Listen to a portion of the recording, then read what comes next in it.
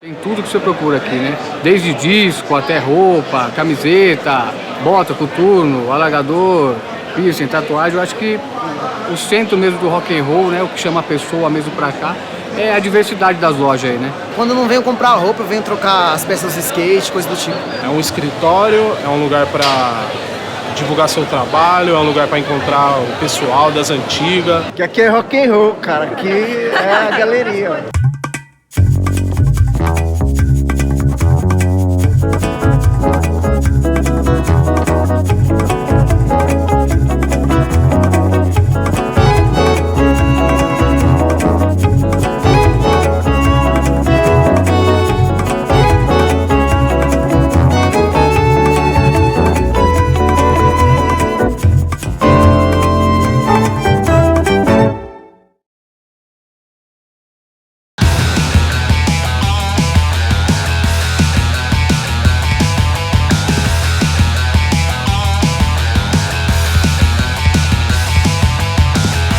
Essa galeria deve ter sido uma das primeiras vítimas da fuga de dinheiro do centro. Ela é um lugar muito bacana, como se vê, uma das arquiteturas legais do centro da cidade. E eu imagino que isso aqui tenha ido muito bem até algum momento dos anos 60.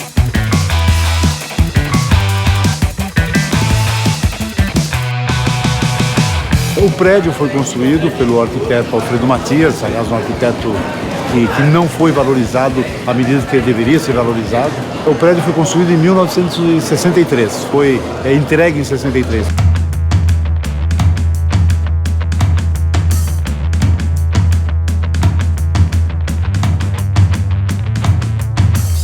Ele foi um sujeito que foi experimentando e propondo novas organizações espaciais e novos produtos para o próprio mercado imobiliário. Por isso ele era um sujeito polêmico, por isso ele era um sujeito que de certa forma estava à frente do seu tempo. Sem dúvida ele era uma figura que sabia compreender como poucos a relação das pessoas com a cidade e com os equipamentos urbanos. Especificamente esse tem uma arquitetura bastante diferenciada, ele se serve das linhas curvas e ele tem o que você poderia chamar de um espaço negativo, ou seja, ele convida a entrada literalmente, não é?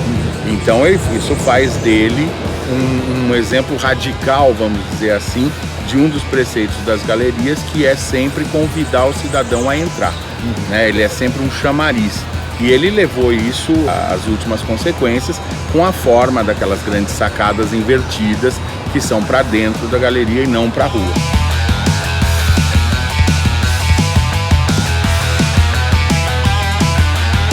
Então esse prefeito chamado Toledo Pisa acabou criando essa lei de incentivo para atender o quê? Uma demanda reprimida de pessoas que faziam os costumes, as roupas, os alfaiates, né? E com eles vieram o pessoal que vendia sapato, mocassins, essas coisas, que até então a galeria era conhecida como Galeria 24 de Maio. Tanto é que os jornalistas mais antigos, né, quando pontuam para cá alguma matéria, falam assim, eu queria fazer uma matéria na Galeria 24 de Maio. Eu falei, já sei sua idade. Você é da geração antiga, né? Porque essas outras 3, 4 gerações que já passaram por aqui conhecem como Galeria do Rock.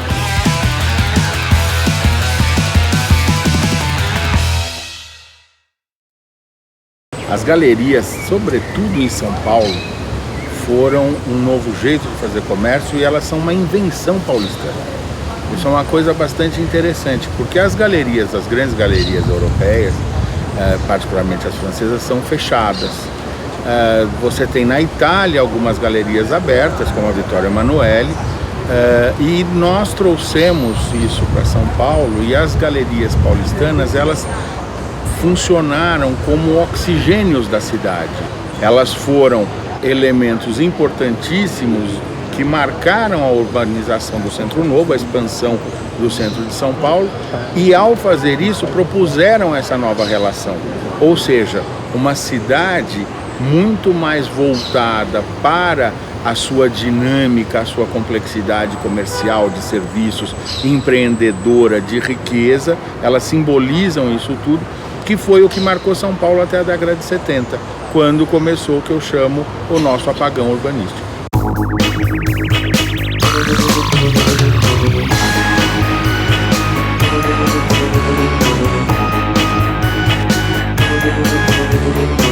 que acontece na década de 70? O dinheiro foge do centro. Até a década de 60, o centro era chique, né? Você tinha belos cinemas, belos restaurantes, leiterias, herdeiros daquele centro chique clássico dos anos 50, dos anos 40 e tal. Só que em algum momento, que é no começo dos anos 70, a grana foge do centro.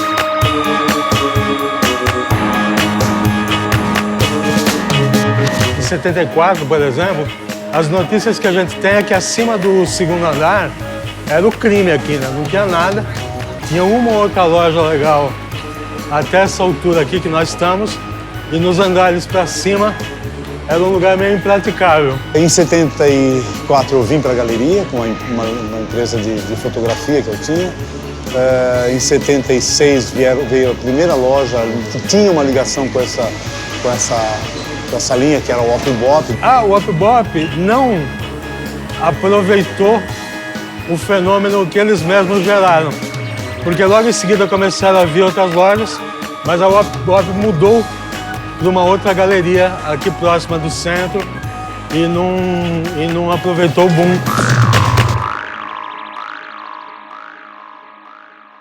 Eu tive o insight de ter uma loja quando a minha filha nasceu. Eu precisei comprar material de bebê, enxoval, berço, fralda, aquelas coisas. E eu fui sacrificar alguns discos para apurar algum dinheiro. Foi aí que eu tive o estalo de abrir minha loja vendo uma tabela de preços de disco. Era da Audimaesp, Associação dos Lojistas, Varejistas de Discos de São Paulo e afins. E eu, que barato, aí bateu Baratos Afins já, então o nome nasceu antes da loja.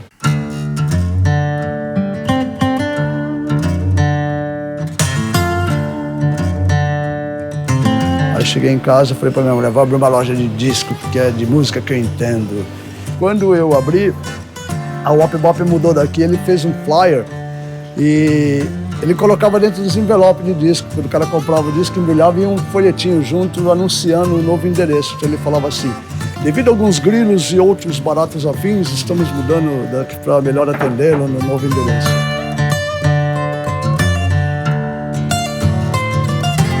E eu vim para cá porque a galeria era tudo que eu podia ter naquele momento. A galeria estava num abandono, muitas salas vazias. O Grilo, a Baratos, e aí Márcio, que é o cara que me trouxe para cá, porque eu passava nas portas da galeria, talvez até tenha atravessado pelo meio, mas nem ia subir, passava na minha cabeça, subir para cima. Quando você veio, não tinha porra nenhuma. Tá tudo fodido, né? Muita loja fechada. Que tipo de comércio que tinha nessa época? Mais ou menos o mesmo que tem hoje, cabelo, sex shop, essas coisas. Silk screen? Silk screen, tinha bastante silk screen. Alfaiataria. Aqui é onde eu tô. Os vem alfaiate. Tinha vários alfaiates.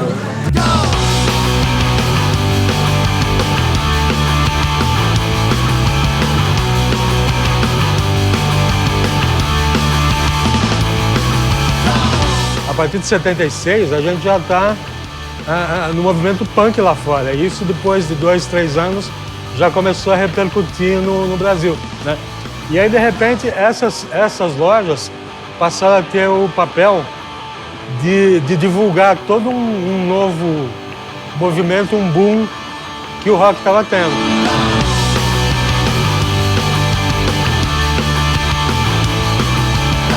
Então a galeria, já nesse momento aí, começou a virar uma referência muito forte pra gente. Os dois andares, o primeiro e o segundo, né? Os dois eram praticamente só lojas de rock. E os bares ali embaixo ficavam palhados, os malucos iam. Então teve tiroteio, briga de faca, de quebrar garrafa e enfiar no pescoço do outro. Nos anos 90 teve muito. As gangues, né? Se confrontavam, né? Punks com heavy metal não tem acordo. O punk, na verdade, não tem acordo com ninguém. Ou é punk ou não é. Acabavam dando confusões, né? De tretas com os cabeludos, né? Que eles não podiam ver cabeludos, os skinheads não queriam ver punks. E então dava umas confusões assim, generalizadas, que nós não se tinha muito controle. Aqui a gente está no terceiro andar. Daqui para cima, em meados dos anos 70, e mesmo quando eu comecei a vir para cá, em 78, 79, uma grande parte das lojas aqui estava fechada. Consta que tinha tráfico, consta que tinha, enfim, algumas atividades ilícitas, mas o fato é que não tinha nada muito atraente aqui para cima, não. O antigo síndico era um delegado de polícia que não olhava para essas coisas. O pessoal fumava, cheirava cocaína, né? Não existia crack ainda, né? Mas, era uma terra de ninguém. Quando eu entrei, haviam 16 pontos de tráfico de droga. Né? Ela foi do luxo ao lixo e agora, né, eu acho que está voltando ao luxo de novo. Né? Virou uma coisa cool, uma coisa bacana.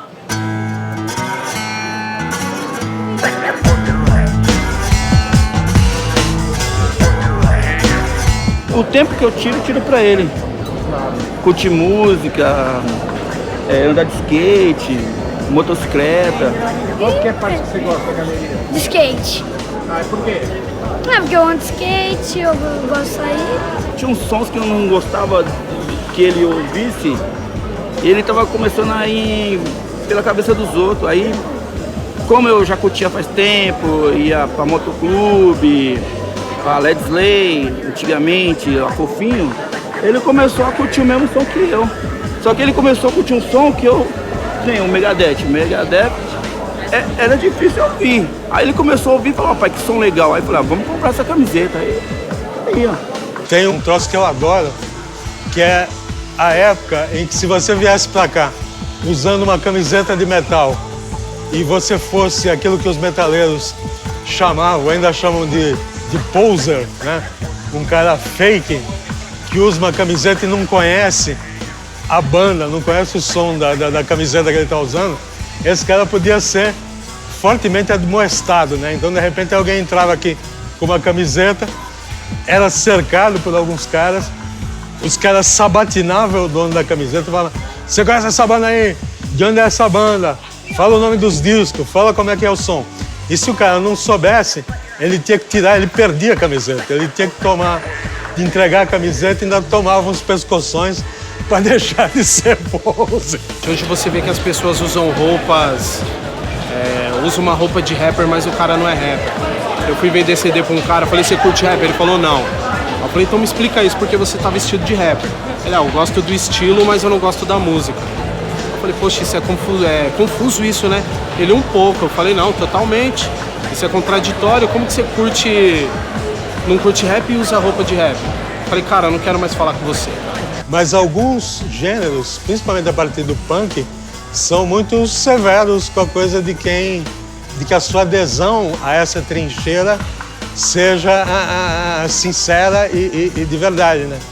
Por isso que existem termos como traidor do movimento, né? Os caras que estão lá meio... Porque sim, do mesmo jeito que entraram, não podem sair. Eu pude perceber que, entre aspas, uma grande população que tem um poder aquisitivo maior não quer nem saber da onde que vem, só quer usar, entendeu? Não quer... Pô, isso aqui é rap, então por que é rap? Porque veio dali, Então o pessoal, só os mais incisivos à cultura que procuram isso. Quem não gosta de cultura não procura, só quer usar o que a cultura tem, entendeu?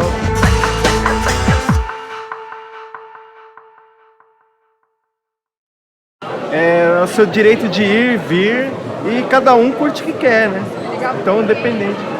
Cada lugar você curte uma coisa e eu pelo menos nunca vi ninguém, né, brigar por causa disso. Cara, eu vinha dos anos 80 pra cá, entendeu? Desde os meus 15 anos, hoje eu tô com 30. Tem uns 7 anos mais ou menos. Mudou bastante.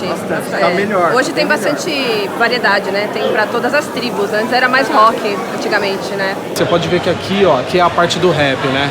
Tem a rapaziada aqui, todo mundo consumindo rap. É o lugar que eu confio pra comprar as peças do meu skate, coisa do tipo, até minha roupa, meu tênis, essas coisas. Antigamente tinha muita pancadaria, era complicado, mas agora tá perfeito. Hoje tá mais tranquilão, tem mais família. Antigamente era uma situação bastante pesada, né, aqui, né? Só quem conhecia o rock and roll mesmo colava. E hoje é mais tranquilo.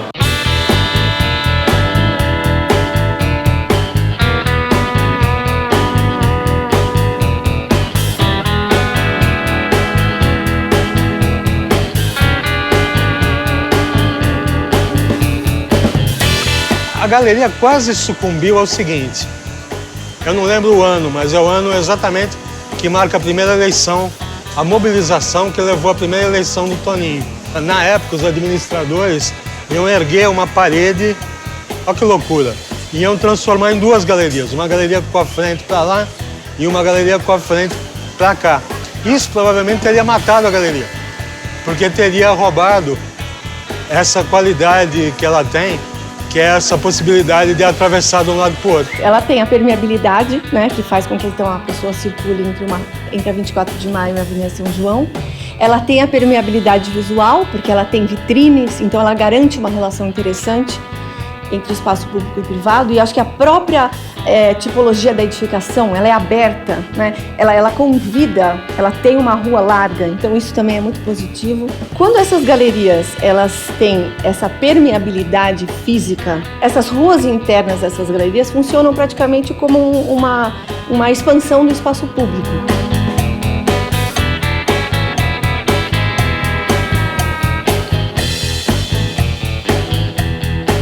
As galerias, elas são um símbolo de boa relação do comércio, da prestação de serviços com o cidadão, ou seja, com a cidade. Eu acho que com a chegada dos shopping centers na década de 80, de alguma maneira as galerias comerciais elas perdem força.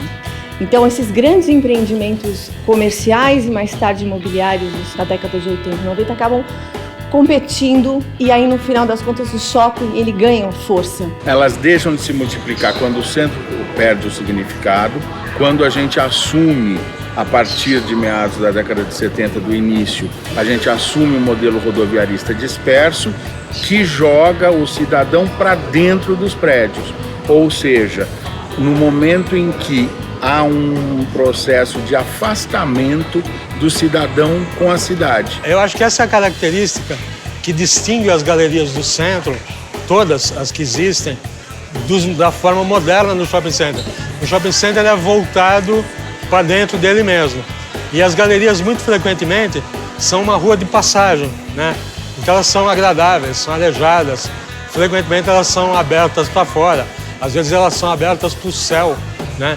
Então elas são convidativas nesse sentido. Vale lembrar que, por exemplo, o primeiro shopping center de São Paulo, que foi o Shopping Iguatemi, ainda era todo aberto e com luz natural. Os shoppings passam a ser fechados, introspectados e apartados da cidade só no final da década de 70 e início da década de 80. Iguatemi, por exemplo, o que acontece? Ele era aberto, ele tinha luz natural e pouco estacionamento. A primeira reforma que o Iguatemi acabou fazendo teve que ser o estacionamento ali do lado esquerdo dele, que já começou a modificar a sua natureza.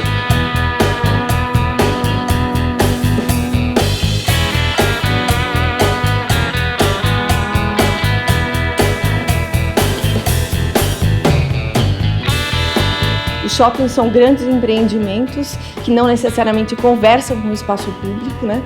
E neste século, com a retomada dessa visão do pedestre, né, eu tenho bastante esperança que isso dê uma mudada e que elas voltem a ter importância na cidade. A proposta que as galerias te fazem e a proposta que a Galeria do Rock especificamente te faz é a da diversidade, né? É a da variedade. E tem um risco, né? Um risco cultural, vamos dizer assim.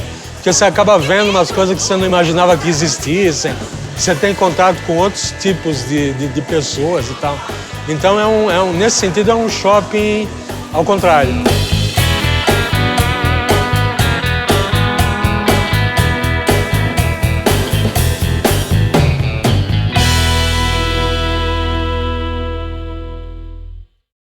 Nos anos 90, assim que a gente montou a loja, eu fui precursor no lance de tarde de autógrafos com artistas. Eu comecei com o Glenn Hughes, né, que foi baixista do Deep Purple. Depois veio Barão Vermelho, veio Titãs, veio Bruce Dickinson, do Iron Maiden. Mas aí começou a criar muito problema interno por causa dos vizinhos, porque lotava isso aqui, os corredores ficavam lotados, então não tinha nem como transitar. Aí então parei com isso.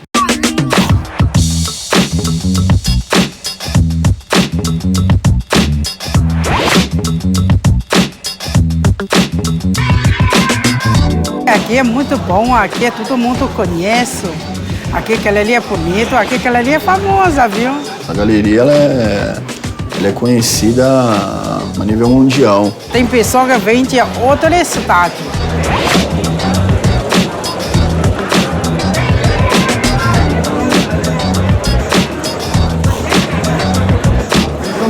Minas Gerais.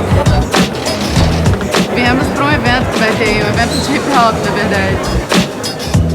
Tem várias pessoas, de várias identidades, culturas, etnias, gostos, ritmos diferentes, no mesmo espaço. Isso é uma mescla, né, numa cidade urbana que contempla toda essa diversidade. Faz sentido se ter um espaço tão multicultural como esse. Contra tanto o negro quanto o branco, o japonês, loiro de olho claro, e a maioria vem aqui para tudo a mesma coisa. Você vem curtir a galeria, tem um tipo de modificação corporal, curte o mesmo tipo de música, você acaba conhecendo gente, trocando ideia, formando amizade, isso é da hora. Eu acho bem legal essa coisa de misturar. Cada um respeita a sua opinião, né, a sua tribo. Porque ninguém é igual, então você vai aprendendo e vai aprendendo a conviver melhor ainda. A gente senta, curte, troca umas ideias, joga a conversa fora aí pra passar o estresse, né? Mas bacana, acho que devido ao público, o estilo do público que vem.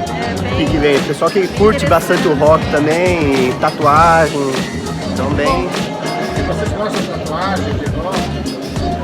Pra nós mesmo em si não, mas pelo público em si é bem interessante. É muito... É um espaço de harmonia e todos estão aqui. Pobres, ricos, brancos, negros, amarelos. Você deve ter conversado com chineses, quer dizer, e tudo isso é uma cultura, né? Os filhos dos chineses prosperaram de uma maneira fantástica. Lilian 在不在？没有呢？不在，ela não veio. Eu vou falar com a mãe da minha ex-patroa. 老婆，你好。你好。好了，第一个人说我跟你说一点点，大家看一下我说中国话，对不对？ Eu entrei aqui com 16, em 96, trabalhei para uma chinesa como eu aprendi o chinês e daí a gente teve uma desavença aí que ela teve uma falência, foi para a China, mas eu era sempre funcionária, sou dona desde 2006.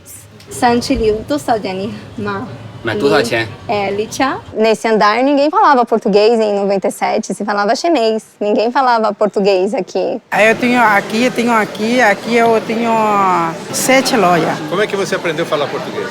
Falei português, mas todo dia trabalhar e começar com essa cliente, né? Aí aprendi.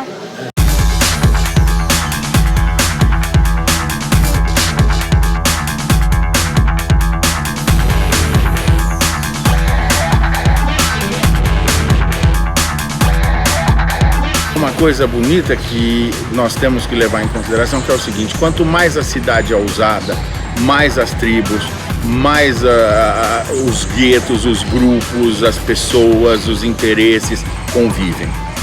Nós temos momentos de tensionamento na medida em que não haja convivência. A convivência é fundamental para o equilíbrio e para que os diferentes se reconheçam. Essa é a questão.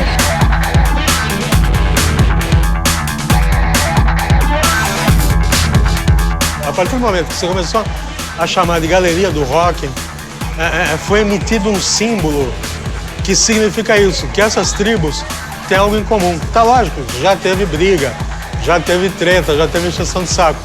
Mas assim, de alguma maneira, esse símbolo de que aqui é um espaço comum das tribos urbanas colou, funciona quase o tempo todo.